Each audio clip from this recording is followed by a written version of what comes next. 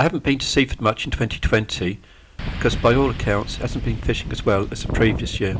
This is a record of 2 difficult sessions at Mackerel Drive. The first was in early July and the second in late September. I generally come here for the plaice and the chance of some soles. Rigs therefore are with these 2 species in mind. It pays to use small hooks, size 2s and size 4s, and to use either ragworm, which I prefer for the soles, or lugworm. Generally a mixture of both. My sole rig isn't just for that species, it's also very effective for the smaller plaice. I have them in both 2-snood and 3-snood versions, and I also like to use boom rigs here, either short booms or long booms, depending on what the conditions are like. The clip down rigs are better for distance, and I use a finger stool to relieve the pressure on my index finger. The short wire boom rigs can also be cast quite a distance, but not as far as the clip down rigs, and a 2-snood sole rig outcasts the 3-snood version. I'm happier using 15-foot continental rods and braid, since I know I can get the distance required. A cast of at least 80 yards is required here to be with a chance of regularly catching the plaice and soles. That's not to say you won't catch them in shorter, but usually, to maximise the chance of catching and getting plenty of bites, distance is a benefit. Today the wind isn't helping, since it's in my face and not off my back, which is what I prefer here. My optimism is also dented by the fact that others fishing here with baits aren't getting any bites at all, and those fishing for mackerel with feathers aren't faring any better. So this could be a long drawn out session scratching for bites. That's not to say it's not interesting, I enjoy the challenge. However, since I'm not confident of catching on bait, I'm getting some feathers ready on standby. When it's hard going, I like to use fladen herring feathers, which are skins on size 4 red hooks. I like to store previously used feathers on foam cylinders. This allows them to dry out if they happen to be wet, and also supposedly makes life easier when you're actually getting them off.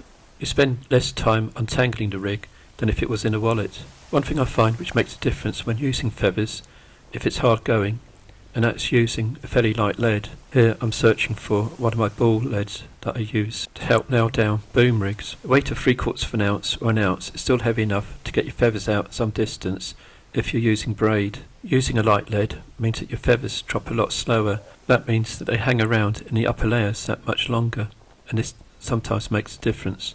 Purists will cringe at watching someone feathering, but sometimes mackerel and scad is all there is to be caught, and it's still satisfying catching them when no one else is. And using different types of feathers also refines your art a little bit more.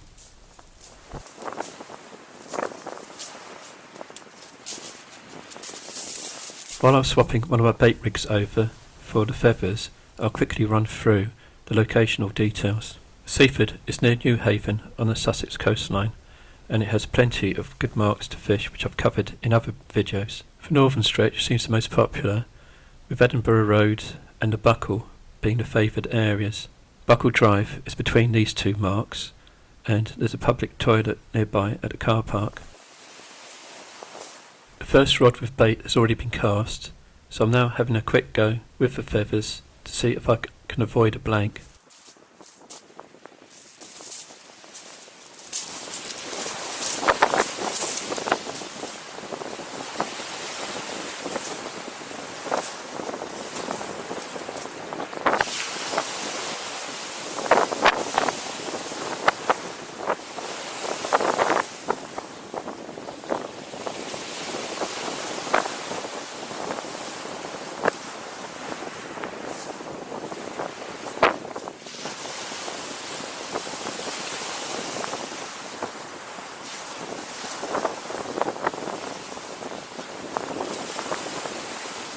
Okay, so that didn't take long.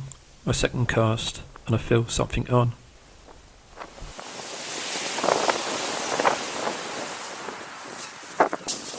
Blank saver, a little joey mackerel.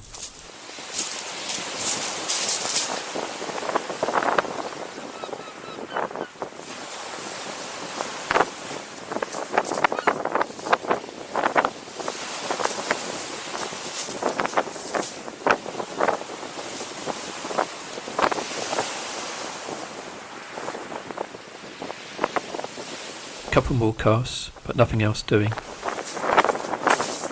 Time to switch back to bait fishing with this rod.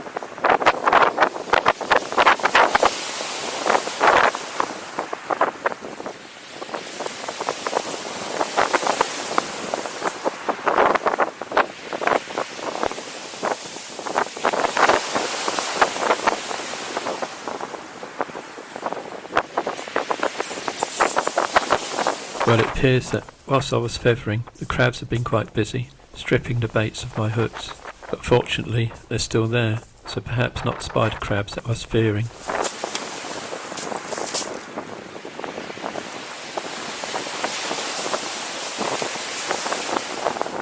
Freshly dug lugworm is the bait of choice here.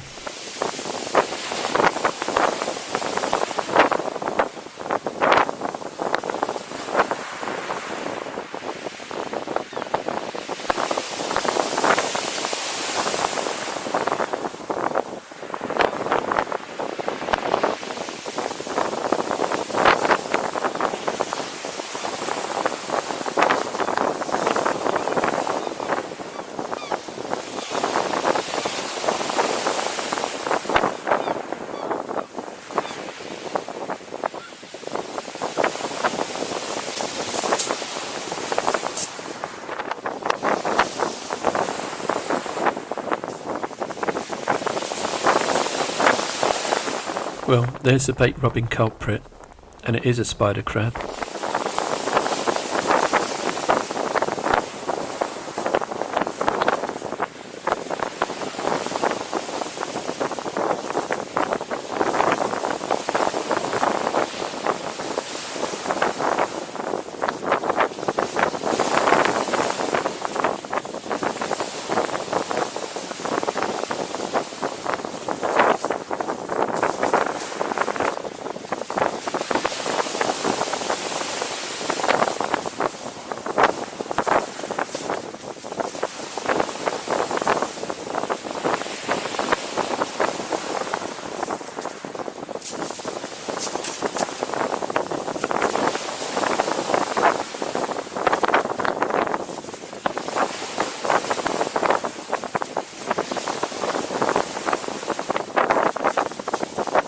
Ready to cast, having rebaited that rod, and I noticed something being washed up by the waves. Right, plenty of whitebait, so the decision is made not to recast that rod, but to switch back to feathering, and I get another Joey mackerel straight away.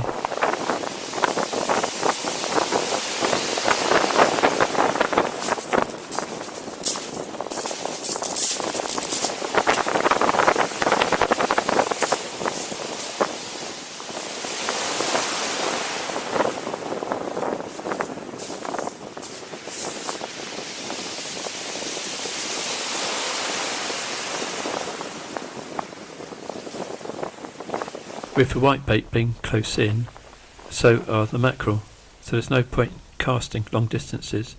A little flick out is all that's needed now.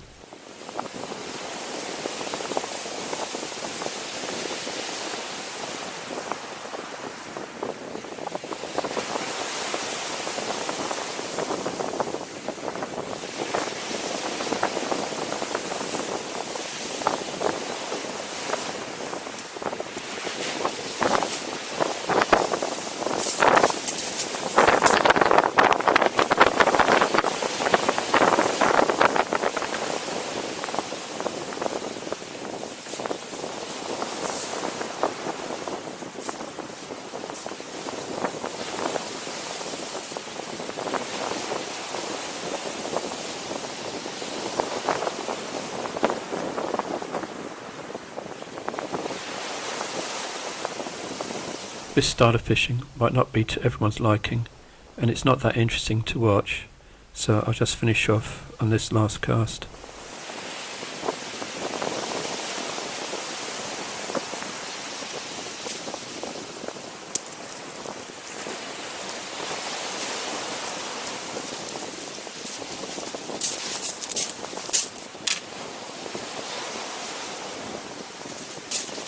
I got a bit bored of it after 10 J mackerel, nothing of any size at all, no keepers, and nothing on the baits on the bottom. I left it a good while before coming back, but I was determined to catch something on worm baits on the bottom. A chat in a tackle shop in Newhaven revealed that the day before someone had caught some mackerel here, but that's not really what I've come here for this time. I've now opted to try a boom rig, as well as a 3-hook clip down plaice rig. The bottom snood has a size 2 Aberdeen and beads, but the other two snoods have size 3 Nordic bend hooks. I'm just using ragworm this time, since I haven't had the time to dig any lug. I'm still not that confident of catching, since catch reports from Seaford have been a bit thin on the ground. However, I'll give it my best shot, and it's still a nice pleasant day to be out.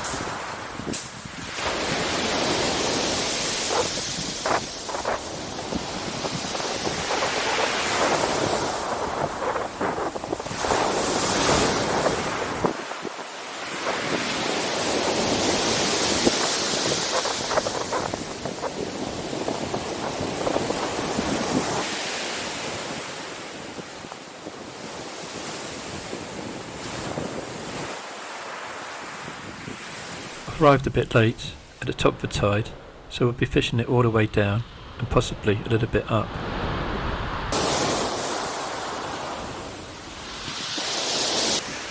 Okay, that didn't take long. An indication straight away on my first cast.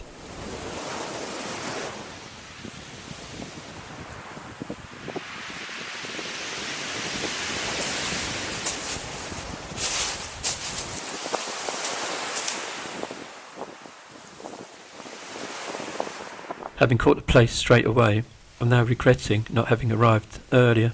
It's taken the bait on the snood with red and yellow beads.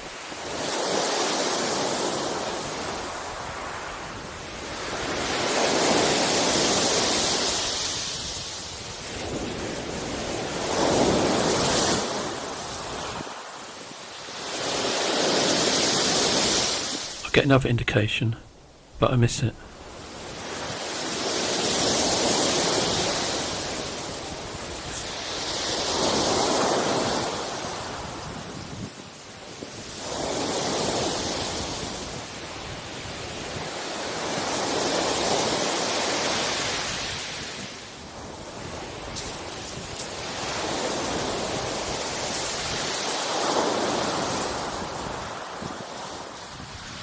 When you're getting bites, having spare rigs baited up helps. And when you're not getting them, you've got plenty of time to bait up spare rigs. A quick swap over and you're back out straight away.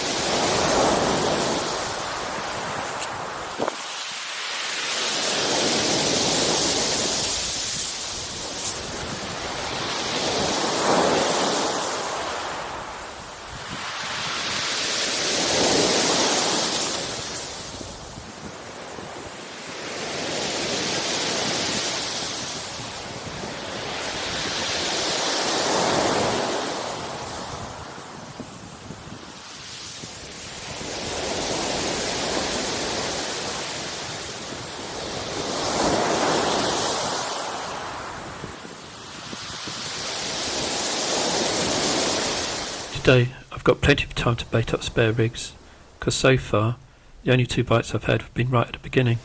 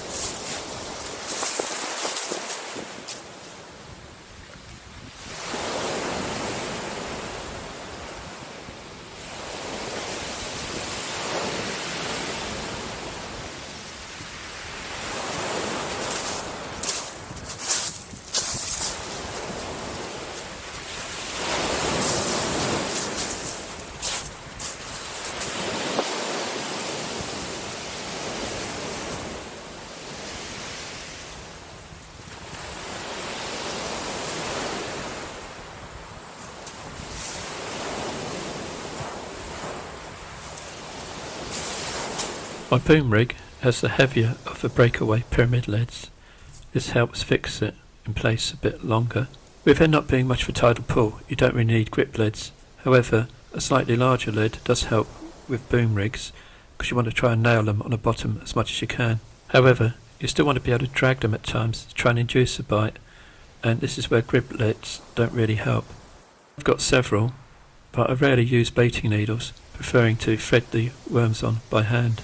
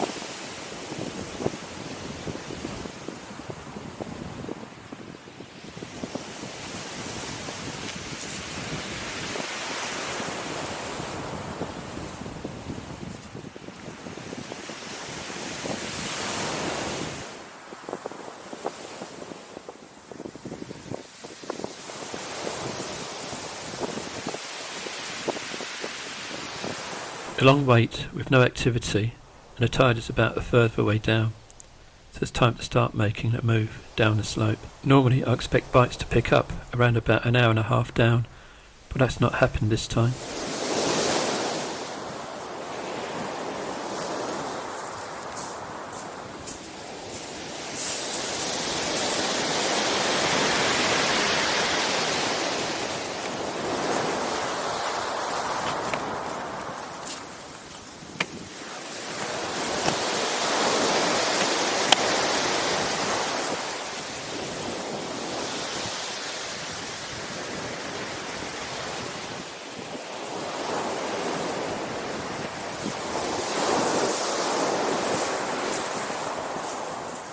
few anglers around me have been feathering, but I've not seen anyone catch anything, so I'm not tempted to give that a go today.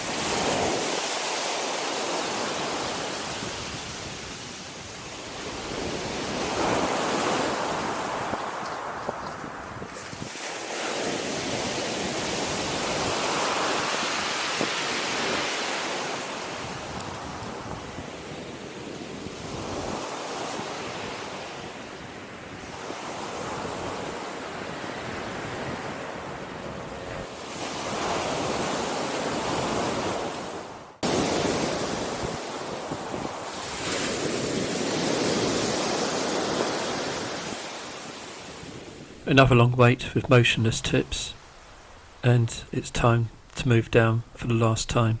It's not very often that I'll fish right over low water at Seaford, but on this occasion, since I haven't caught anything on the way down, I'm willing to give it a go and see what happens. If all else fails, it's time to get the sole rig into action. I'm picking out the smallest of the ragworms for this, or breaking ragworm in two.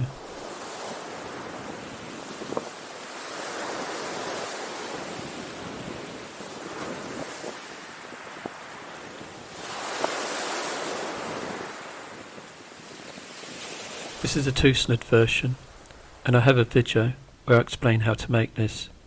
Details in the top right hand corner.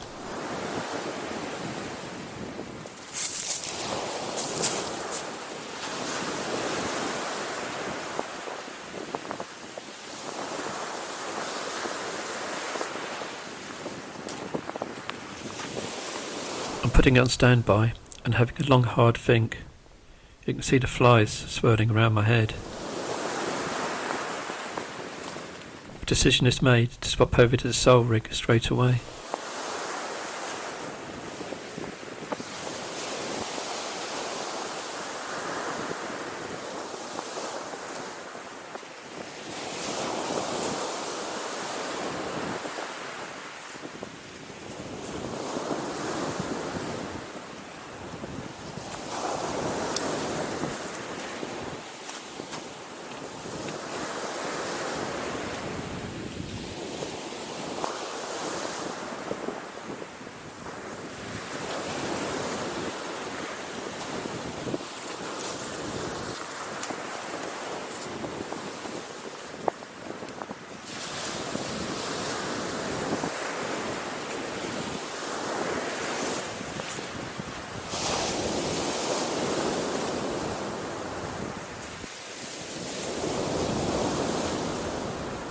However, I'm still employing one of my standard plaice rigs, a 3-hook clip down version. Although it's got short snods, they are longer than the sole rig, then sometimes this makes a difference when you're just trying to scratch for any fish.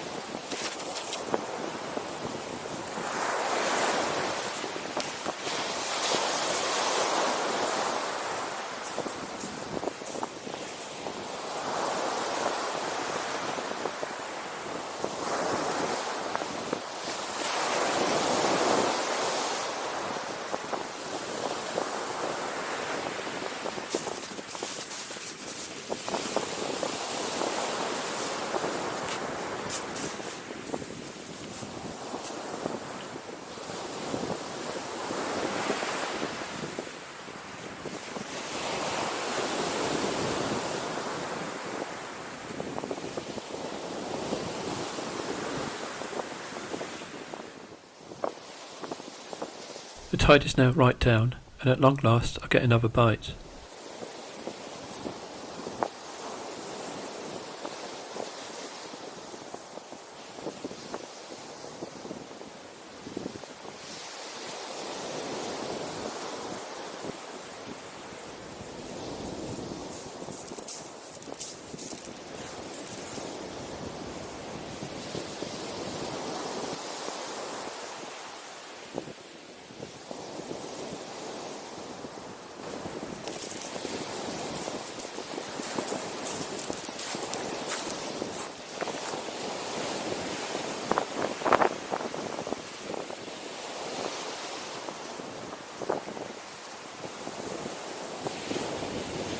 Not big, but it is a fish, most welcome on a day like today.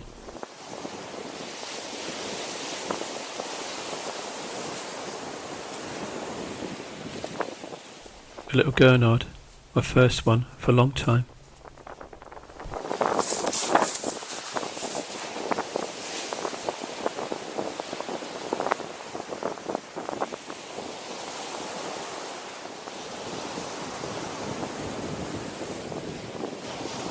My hopes are rising now, and although it's cold, the light is starting to fade, and this sometimes switches the fish on. Gurnards frequently appear when it's like this, and dare I say it, also soles. A couple of little knocks and I'm now confident of catching. I'm not expecting to stay at night fish, but I'm definitely going to be here until the light fades right down. I can't see anymore. Definitely the right decision, because just as I started to think about packing up, I get a decent knock and I strike into something. And I'm rewarded with a sole. Unusually, I think it's my first one at Seaford this year.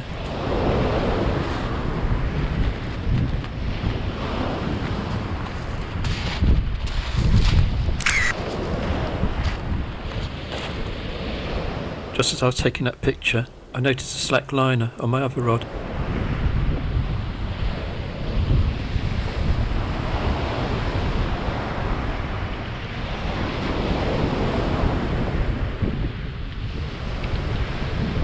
A decent way to end a poor session. Sole number 2.